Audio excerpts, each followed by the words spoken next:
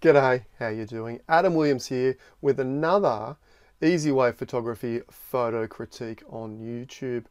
Now, I hope you're having a great day. My day is going pretty good. It's a beautiful day outside. Birds are chirping. However, there's some demolition work with some builders on some big giant jackhammers going on over there. So I haven't been able to record. It's been a little bit frustrating. Every time I fire up the recording, the builders are interrupting it with their demolition hammers. Now, fingers crossed, it's about lunchtime. It's about 12:30. I'm hoping that they're going to have a break and have some lunch. I fired up another video right on 12, and sure enough, I got 5 minutes in and was interrupted by those jackhammers. Again, fingers crossed. Cross your fingers for me. Let's get into this video. We've got 3 brave souls that have put their hand up and said, could you please critique this image? And that's exactly what I'm going to do. This is episode number 3.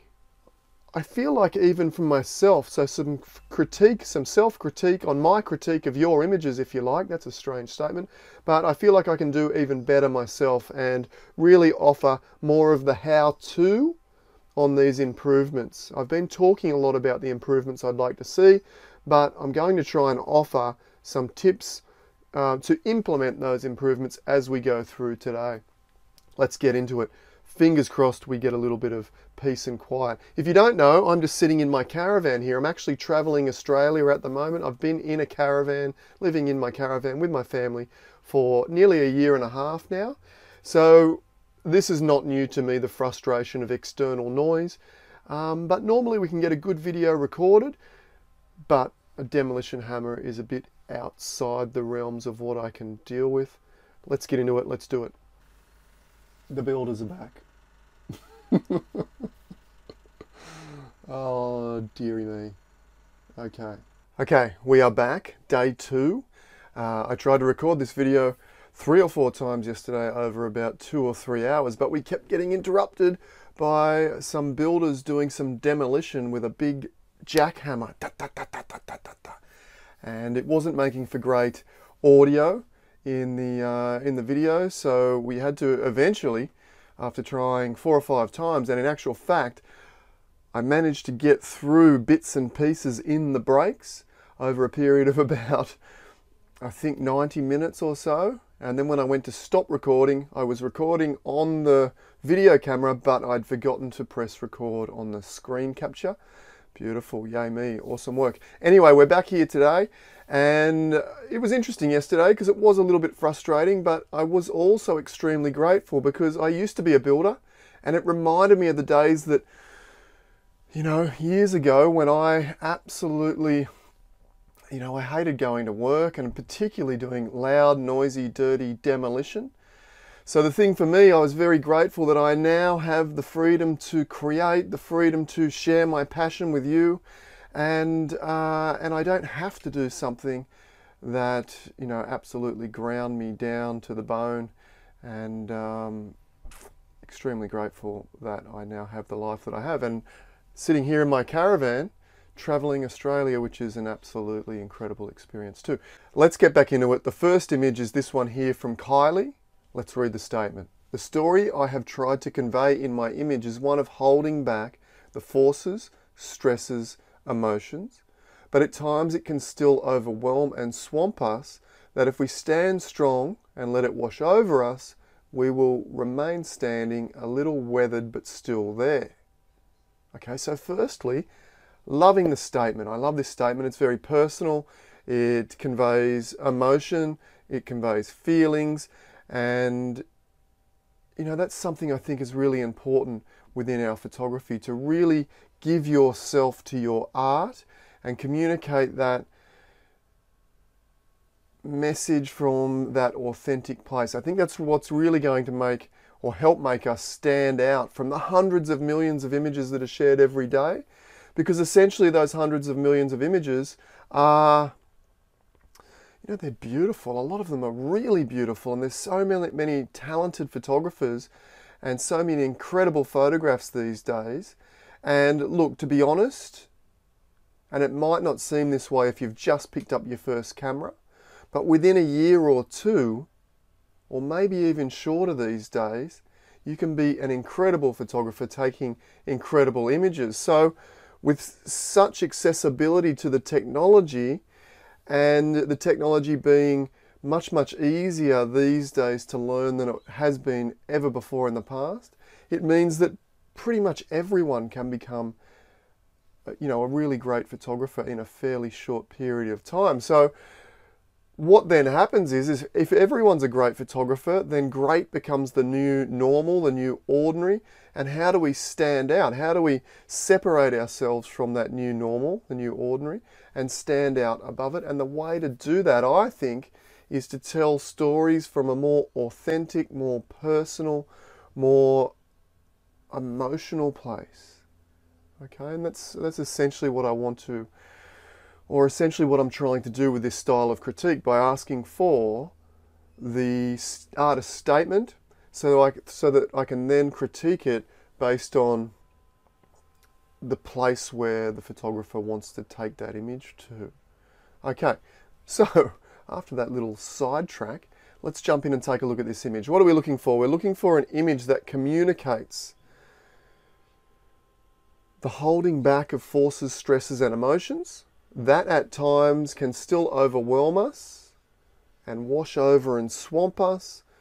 But if we allow it to just wash over, we'll still be standing, remaining strong, maybe a little bit weathered, but strong for the experience anyway. Let's take a look at the image and see how Kylie has managed to communicate that.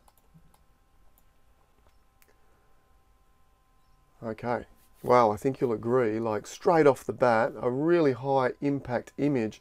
Let's go to full screen and remove all of the tools. How do I do that? Like that. Press that F key a couple of times. Absolutely beautiful on that black background there. As I said, high impact image, a lot of initial wow factor there, a lot of drama, a lot of intensity, and a lot of energy. So if we just jump back to that screen and we'll just have another quick look at that statement. Convey in my image one of holding back forces, stresses, and emotions. So yes, absolutely, we've got this sea wall here. Looks like a man-made wall, and that is a metaphor or a symbol for trying to hold back the emotions, stresses, and what was the other word Kylie used? And forces, okay? Which would be, the symbol for those emotions, stresses, and forces is this crashing wave. Very violent, very powerful, very energetic, crashing in there, and in fact those forces, stresses, and emotions are refusing to be held back by this wall here. So if we let it wash over, and sometimes let it swamp us, but allow it to wash over, okay, now I'm thinking that this dome may represent Kylie, represent the artist, or at least the perspective for this particular story. Okay, the character within this story is this very strong dome-shaped element, okay, and that those forces and stresses are swamping over the top, but if we allow them to wash over, we're still going to be standing strong.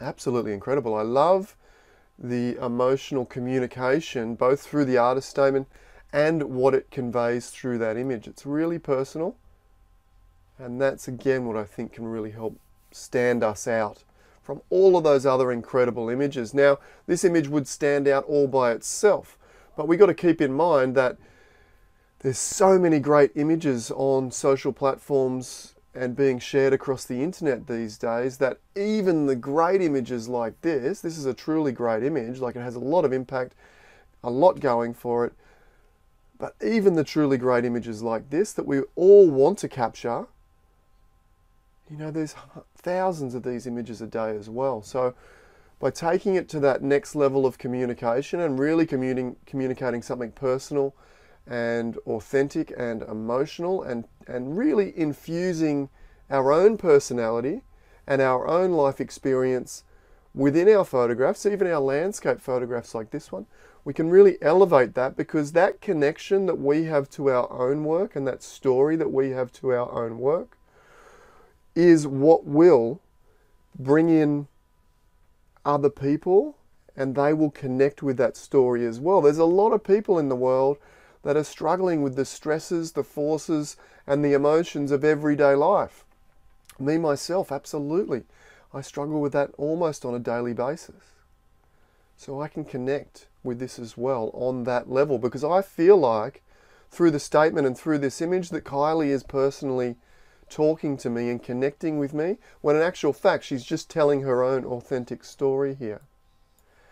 Brilliant. Okay, on to the critique. How could I potentially, or how would I suggest, or can I see any improvements with this image?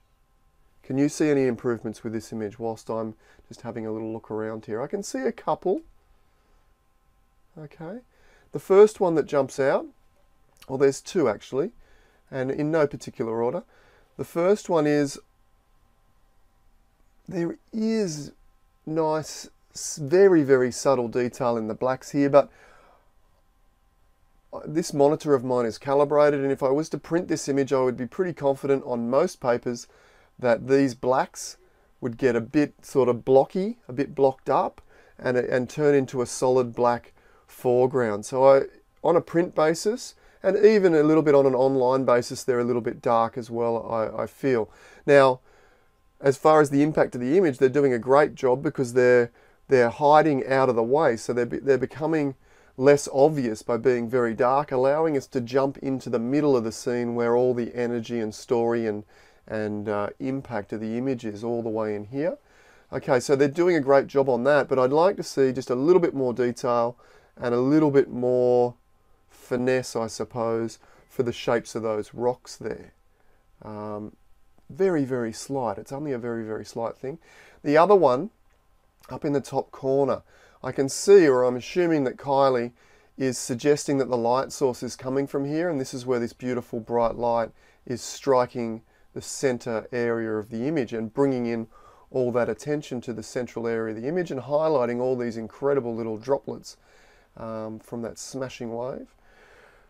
But I don't think it needs to be there. I think we could have the light source being out of frame, you know, out to the right here. I can imagine the light being out here and still getting that same impact. In fact, let's remove that little bright spot up here and see if it doesn't improve the image. So the way I might remove it with this particular image is I'll duplicate the background layer, Command or Control J. You can see I now have two background layers. Don't worry about the top stuff. That's just our artist statement there. Two background layers. If I press Command or Control T, that will give me free transform, and I can just drag. I'm just going to drag that over, because what I'm going to do is paint in this section over the top of the bright spot to essentially remove that bright spot. Click the OK button up the top here. Add a layer mask. Down the bottom right, the icon is a rectangle with a circle in it, a white rectangle with a black circle. Add that. We will invert the layer mask to black so it hides away, Command or Control I. Now if this is all a little bit confusing, jump over and take a look at easywayphotography.com.au, a really simple 5-step workflow that I teach. It's actually my actual workflow, and all of these tools and techniques will be in there, and you can learn that within, you know, a day or two, you know, a couple of days. Sure, you probably want to go back over it over a couple of weeks or months, but you'll pick up Photoshop and be comfortable in a very short space of time. If we press B for brush, what have I done there? I've pressed something strange. Backspace. Oh, I've turned that background layer off, in fact. Okay, let's invert that again, back to where we were. B for brush. We're good, we're golden.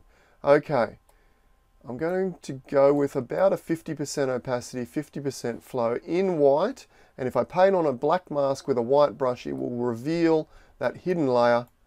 And look at that. We'll just use a bit of that grey cloud. Now, a simple little, you know, clone or whatnot over the top might also do, but this works as well. Duplicate that layer and use a little bit of the actual photograph to paint that away. Is it better before? I find that a little distracting, that hot point, that bright point. After. I think so, I really do. I really think it's not necessary. The clear grey sky in the background forms a nice, I suppose, well, a nice background, a nice clear base for all the action in the foreground. And all that light source was doing for me, yeah, it was hinting that the light was coming through there, but it's actually distracting me away from the story in the middle there. All right. Beautiful image. Congratulations, Kylie. Let's move along. Let's move along. An image from Kevin. Let's read the statement first of all. I saw this cloud and thought it was a great leading line. Absolutely, I love leading lines. Drawing you into the image and down the winding coastline. So the first thing that I would say there, or maybe suggest to Kevin, is, like Kylie did, I would like to see you bring in more of yourself into both your description. I'm not sure about the image yet. We'll have a look at that in a minute. But bring more of yourself. So tell me more about how the landscape made you feel, or the impression it left on you. This is a great technical explanation of the composition. Great leading line, drawing you into the image down the winding coastline. Absolutely, I've drawn a mental picture of exactly what I think this is going to look like. But you could have both that and then say, you know, the drama of the cloud and the cold wind off the ocean, or something like that made me feel X, Y, Z. Okay, I'd really like to see a little bit more in there. And in actual fact, when I do workshops, I talk a lot about this and really give the steps to construct an image and take your emotions and turn them into images and really tie those two together, tie who you are into your images. And a lot of people will say to me, particularly when they're more towards the start of their photography journey in the first year or two, and absolutely in the first year or two, you know, you're learning the camera, you're starting to think about Photoshop and these kind of things, and you don't really, well, I didn't really give much thought to the story or creating images with emotion. And a lot of photographers, and even some of the more experienced photographers, will tell me, but I don't really feel any emotion when I'm capturing these images. They say, oh sure, when you talk about your images and talk about the emotion behind your images, I absolutely can see it and feel it, but within my own images, I don't really feel that, and I don't really feel much emotion when I'm out shooting in the landscape. And my example for that is, I say, okay, I think you do. I think most people do. And let me outline that with two sides of the story, two different emotional states. Let's imagine the most breathtaking landscape that you've ever stood within. Think back, when was the most incredible experience you've had standing within a landscape, whether it be an incredible sky or a dramatic waterfall or an incredible thunderstorm or something like that, or just the most incredible light you've ever seen, and it was breathtaking. Think about that, and think about how exciting it was, and think about the moment when you were capturing that and all the excitement, and how it was probably uplifting it might have been. You felt energized, excited, uplifted.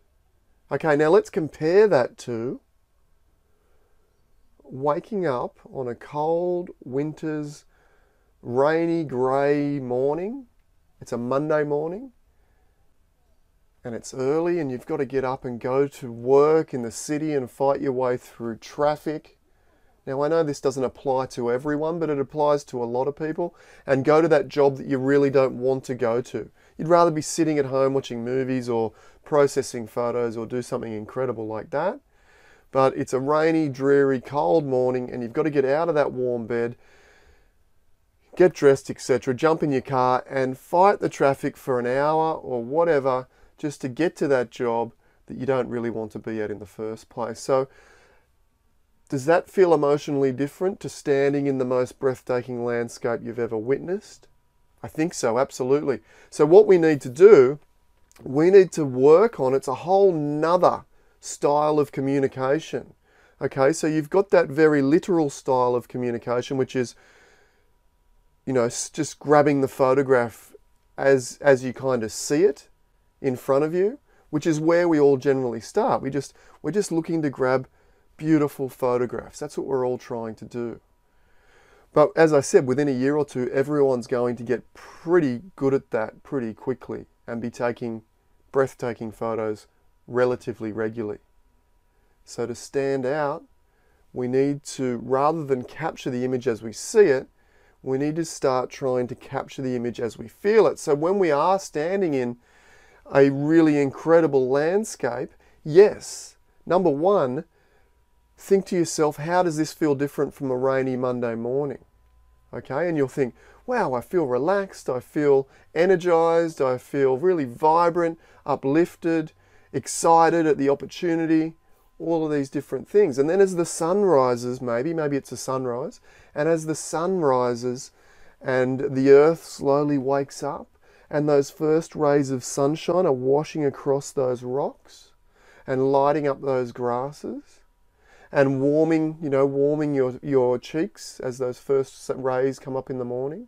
All of these things, all of these descriptive terms will help you communicate on a much higher, much more emotional, much more personal level. And that personal connection will stand you above even the same style images, because you personally connect and are able to tell of a deeper connection and a deeper story. Other people will be drawn into that and they'll say, yeah, I remember what sunrise feels like, and it feels exactly like that. That was a bit of a side note as well, wasn't it? This is going to be a long video. Anyway, Kevin, let's get into it. I saw this cloud and thought it was a great leading line, drawing you into the image and down the winding coastline. Let's take a look. Absolutely, here's the cloud. In fact, there's two leading lines, the strongest one coming off this top right corner, that leading line, and it beautifully parallels and matches the line of the sand dune here. Loving that. Then we have this other leading line, and we've got another line coming in off the horizontal here, matching the horizon. Loving that. And another few lines sort of radiating all from the center. So we've got all of these lines moving into the center. So compositionally, it's a really strong photograph for that leading line style of composition. Absolutely. Now, how would I improve it? As I said, try and get that more personal feeling. Was it warm? Was it blowing a gale? How did you feel standing here looking out over that scene? I'd like to hear more about that and feel more about that within the image. Critique-wise, how could we improve it? And can you see anything yourself as we're sort of looking at this? Is there anything that stands out that could be changed? A couple of things for me. I'd consider maybe cloning out this little, whatever that is, that little piece of rubbish or an old paling there. And the transition between light to dark here is a little harsh. So I might just add a curves layer there. And I could just lighten up a fraction. And all I want to do, again, invert that to black, Command or Control I, B for brush. I'll just take that brush and soften it off a little. And just a couple of swipes with the brush there might just... Does that help at all?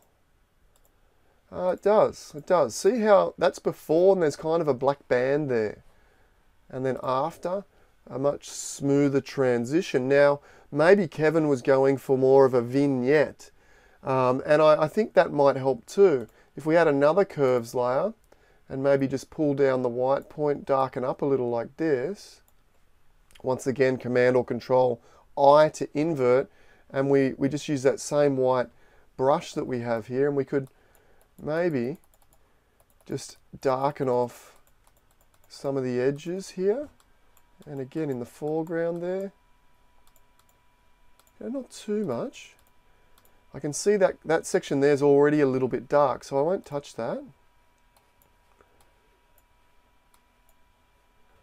And then to really, let's emphasize the fact that all these points are drawing into the middle. Let's make the middle a little bit brighter to make it a little more attractive as well. So another curves layer, drag up, Command or Control I to send it black, and we just use that same white brush. I'll make it a little smaller with the square brackets. We'll just put a little bit more light, and running down the beach here, I'll just even up that exposure a little.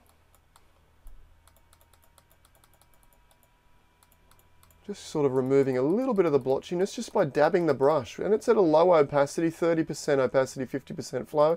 So we can just kind of dab around and remove some of those little sort of blotchies.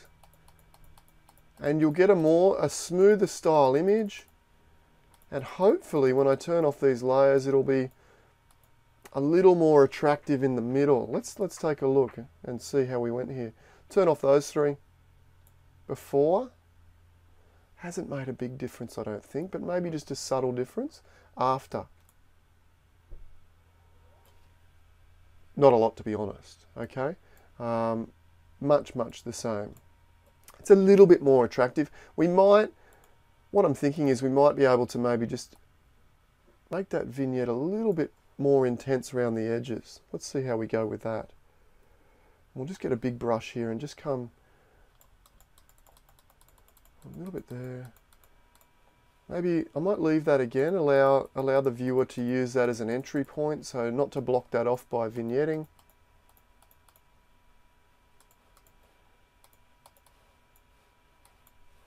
And I'm going to go back to a black brush and just remove that darkness off the top of the hill there, allow that light to shine through on that hill. That's maybe a little bit better. Just a nice subtle difference, a little bit of a vignette. We go from that point, you can see the rather bright edges, particularly on this side, to that there. Yeah, that's made a little bit of a difference there, absolutely. All right, brilliant. Let's move on to the next image. Karen, the story I am trying to convey here is that there is hope when you feel lost and alone. You just need that one ray of sunshine to show you the way out of the mist. Okay, so again, Karen has, been vulnerable and kind of put herself out there. What I'm getting from this statement is Karen knows what it feels like to be lost and alone. And she knows that you can come out of that place with just one ray of sunshine to show you the way out. One friend showing they care by giving you a phone call, or, even taking yourself for a walk or going out to photographs, doing some of your favorite things. Could be that one little ray of sunshine, or even more literally, sometimes just sitting out and feeling that one ray of sunshine can be a really uplifting thing and bring you out of those darker, lost and lonely times. Okay, so what are we looking for? We're looking for an image that conveys that there is hope when you feel lost and alone. You just need that one ray of sunshine to show you the way out of the mist. So a beautiful, vulnerable, authentic, personal, emotive statement here from Karen, and that's to be congratulated, number one. Let's take a look at the image. Okay. Firstly, yeah, it's got that real grungy, dark, misty, heavy, overbearing feeling to the processing of this image. So that fits the statement rather well, that there is hope when you feel lost and alone. So what I'm getting from lost and alone is that dark, grungy, heavy, overbearing feeling, sort of that burden, I suppose, of being alone. And well, there's a loneliness, there's not even really a subject, let alone, a couple of subjects to kind of keep each other company. So what I'm also getting from this, usually I would maybe critique this and say I'd like to see a stronger subject to tell the story through, because if you had a strong, lonely, old, weary looking, gnarly, bent over kind of tree that looks a bit weathered and a bit exhausted, that might be a great subject to tell the story through, of being a bit, lost and alone and a bit weary and a bit tired, maybe, coming from my perspective. But in this particular image, what I'm getting from this is that it's more of the perspective of the artist. So this is seeing through the eyes of the artist, is what I'm getting through this. And they're looking out into this overbearing, dark, heavy world and not seeing, a lot of, feeling a bit lonely. What was the other word that Karen used there? Feeling a bit lost and feeling a bit alone, feeling a bit lonely. And then within that world, seeing maybe this ray of sunshine just appeared out of nowhere, and seeing that sunshine come down into the center of that image, and then, feeling like, wow, here we go. Here's this moment of hope when the dark clouds are lifting and the mist is sort of, dispersing, and the sun's going to come through, and all of a sudden the hope's going to return to my world. And isn't that a beautiful thing, that I can feel that and connect with Karen on that level? Because I've felt like that before too. I think we all have. And through the artist statement and through the image, I can now get a feeling for that and feel a closer connection to Karen's artwork, in particular this image here. And I think that's an important thing. So, excellent statement. I love the image. I really like the overbearing, grungy darkness to this image and the dirty grittiness to it as well. Critique. Technical critique. I think the emotional story, perfect. No need to critique that.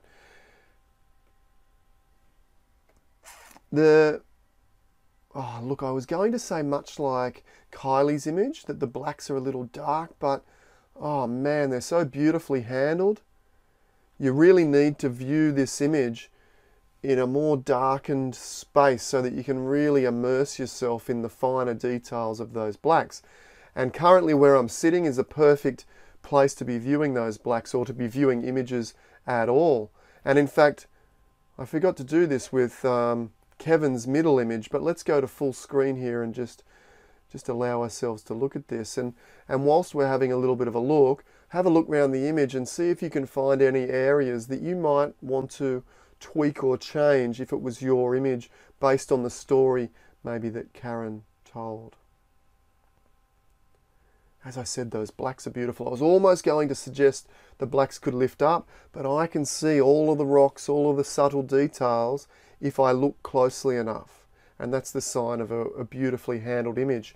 Kylie's image in the beginning was very, very close to that, but could just be lifted up a fraction, just a hair, just to get into the region where this image is. I love this little, I'm not sure if it's a little stream, but this little stream sort of pulling us into the image. I do love that little touch as well. You know, that babbling brook, that this particular location, if we weren't feeling so overburdened and lost and lonely, could be a location of peace and tranquility, particularly when the mist and the darkness clears. So I like that ray of hope that not only the sunshine adds, but the landscape in general adds a sense of this could be really beautiful and tranquil once our mental state clears. Oh, I got a bit lost there again, didn't I? Okay. All right. I've been sort of visualizing this for a couple of days now, because we got into it yesterday with all the noise and whatnot as a motorbike zooms past. Loving it, loving it, loving it. And I've been wanting to add more and give more through this critique to really add some value. So I hope you're feeling like this is a slightly higher level of critique than what I've managed in the first 2 episodes. All right, let's get on to the critique. I can see 1 or 2 things that I'd like to maybe just tweak to add some finesse to this image. It doesn't need much, if anything. In fact, if the artist loves it, just leave it. But have a look and see if I can maybe add a tiny bit of finesse and whether it makes a difference or not. Number 1, there seems to be a texture in there. And I love textures and think they work really well in this style of image to add that grunginess. But there also seems to be creating a kind of a vertical banding. Can you see that vertical banding? If we zoom in a little bit, you know, dum, dum, dum, down, down, down. Maybe try a few different textures. I think the texture is a little obvious, and I want to immerse myself in the story and not wonder what that texture has come from. So maybe try a couple of other textures. Or sometimes what I like to do with textures is use the same texture 5 or 6 times, but lower the opacity right down to 10 or 20%, and then use Command or Control T, free transform, to move it around so it overlays in different ways across the image and it creates a more subtle effect. So have a play with that. The kind of this ellipse circle in here, I love that. That's the ray of light, but I find this edge a little bit harsh. So I see the light coming in from this angle, the top right corner, but the vignette gets rather heavy. I see it's much, much heavier on the left, but I want these graduations, or I feel like I want the graduations to be softer in this side.